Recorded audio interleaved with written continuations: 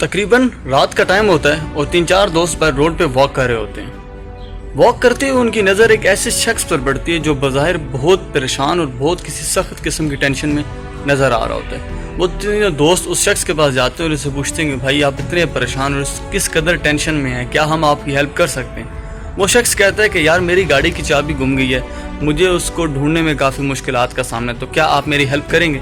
वो सारे के सारे दोस्त मिलकर उसकी हेल्प कराना शुरू हो जाते हैं।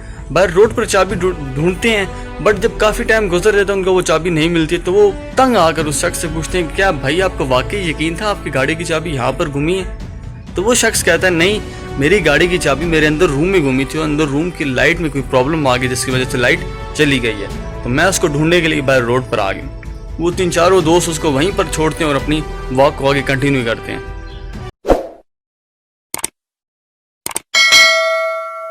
जब इंसान इस दुनिया में आता है तो वक्त गुजरने के साथ साथ उसके दिमाग में और उसके दिल में एक ताला लग जाता है। उस ताले को सिर्फ एक ही चीज़ खोल सकती है और वो है उसकी चाबी। और वो चाबी इस सूरत में होती है जो अल्लाह ताला ने और कुदरत ने हमारे अंदर रख के हमें इस दुनिया में भेजा हुआ होता है। तो सिर्फ ज़रूरत इस चीज़ की होती है कि हम अपने अंदर की जो क्वालिटी है, अल्लाह ताला ने जो खूबी रख के हमें इस दुनिया में भेजा, हम इस खूबी को पहचानें और उस पर थोड़ी सी स्ट्रगल करें। तो आप देखते हैं कि आप with in days with in years आप किस तरह एक्सेल करेंगे अपनी फील्ड में।